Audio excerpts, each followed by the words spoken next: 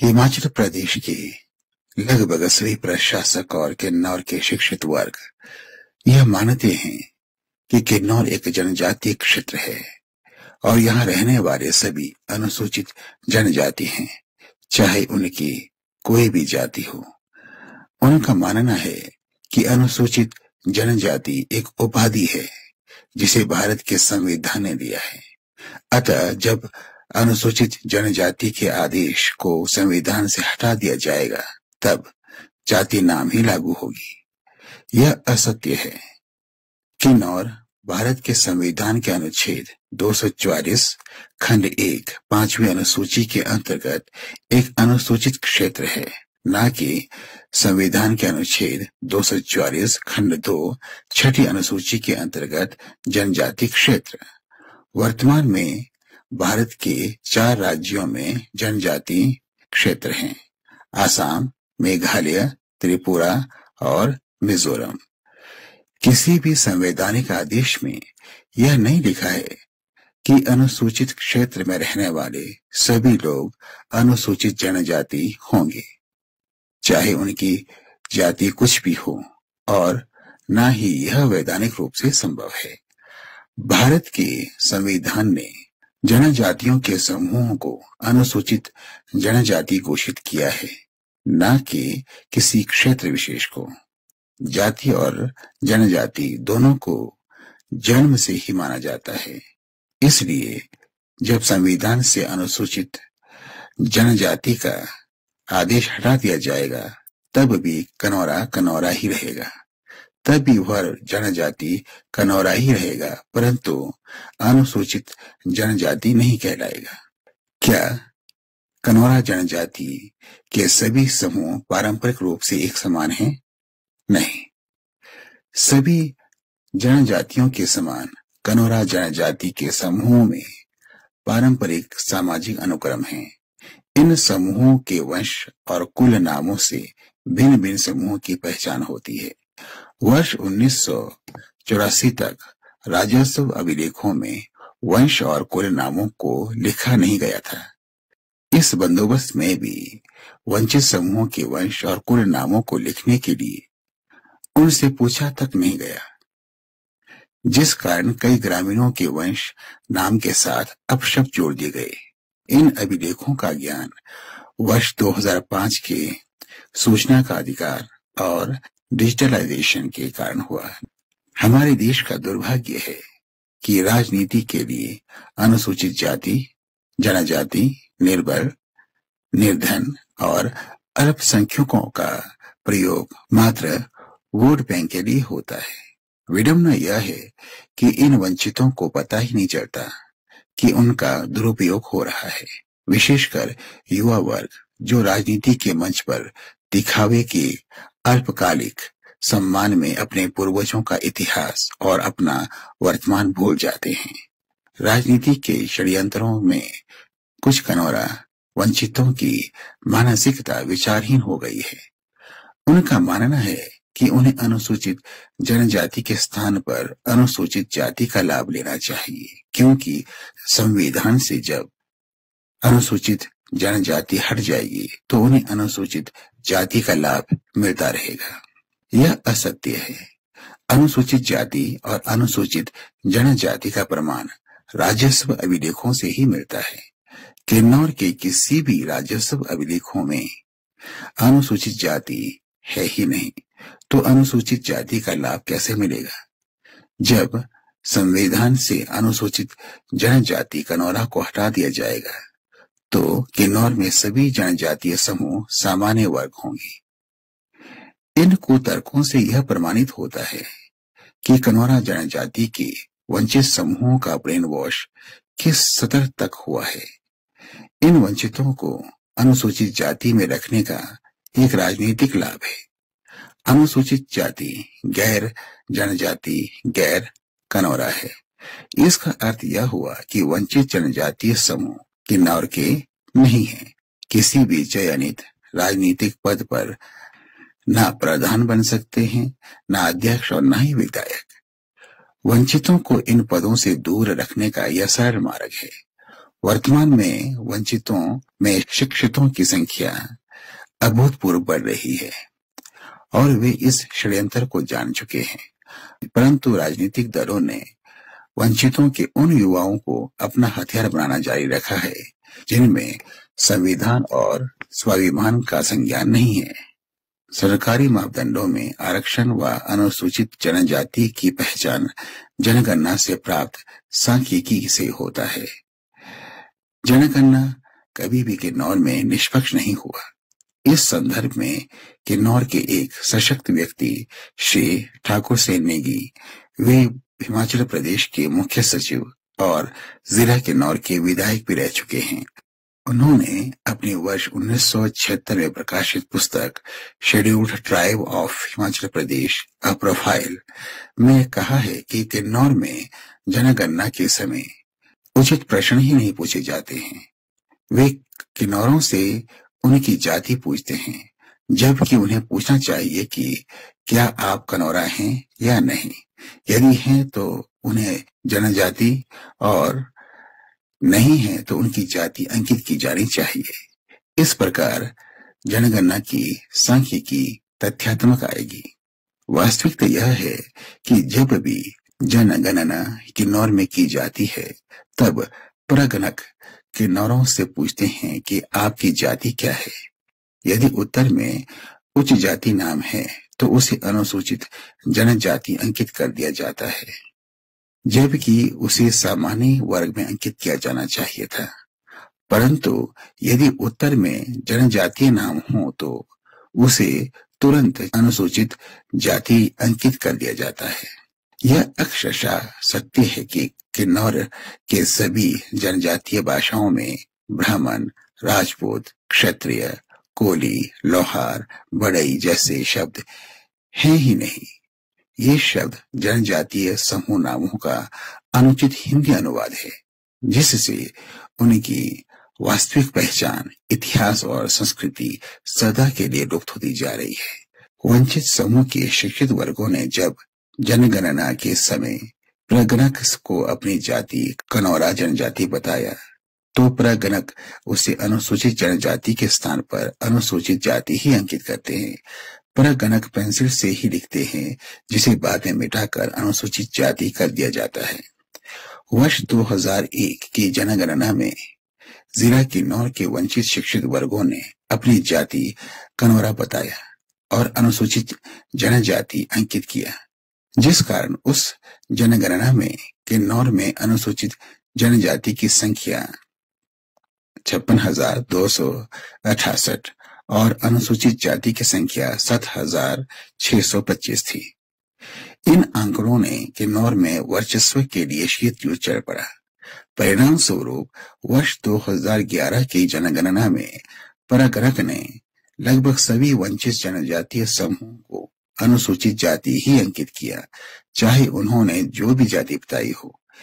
इसलिए अनुसूचित जनजाति की संख्या 48,746 और अनुसूचित जाति की संख्या 14,750 हो गई। इस प्रकार 7,522 कनौरा जनजाति के वंचित समूहों को संवैधानिक पहचान, अधिकार व संरक्षण से हटा दिया गया। भारत की जनगणना इतिहास में अनुसूचित जनजाति और अनुसूचित जाति की संख्या में इतना बड़ा अंतर कभी नहीं देखा गया। मात्र इस जनगणना तथ्य से ही अनुमान लगाया जा सकता है कि कनौरा जनजाति के वंचित समूह के साथ कितना अत्याचार और अपमान प्रशासन द्वारा होता रहा है। इस प्रकार राजस्व अभिलेखों में अंकित अधिकतर जाति नाम पक्षपाती और काल्पनिक हैं। इन प्रशासनिक अभिलेखों से वंचित समूह की सामाजिक पहचान व सम्मान को अपार क्षति हुई है।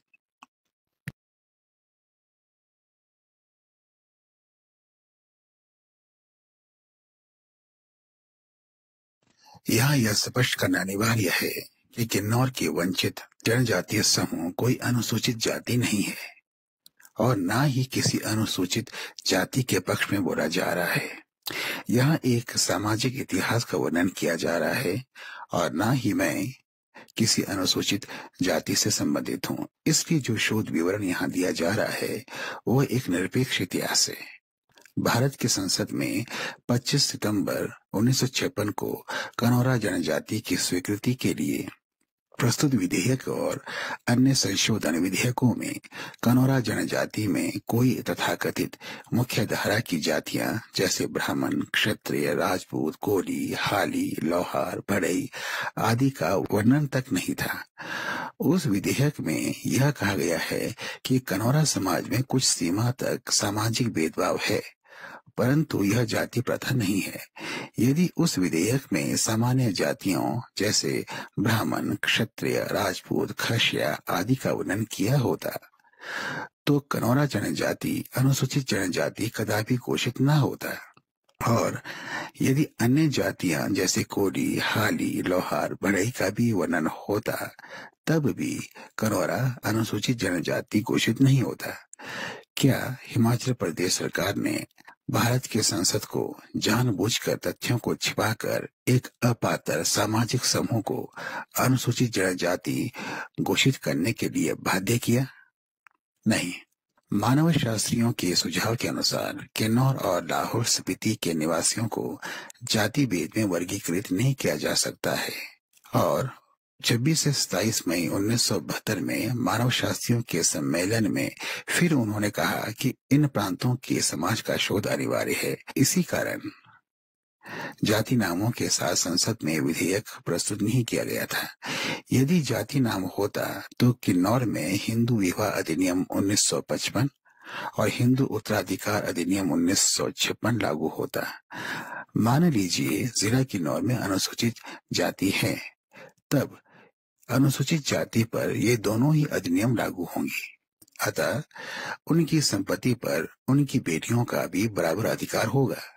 उन्हें अपनी भूमि संपत्ति बेटियों को अनिवार्य रूप से बांटकर देनी होगी, परंतु ये दोनों ही अधिनियम कनौरा समाज में लागू नहीं है।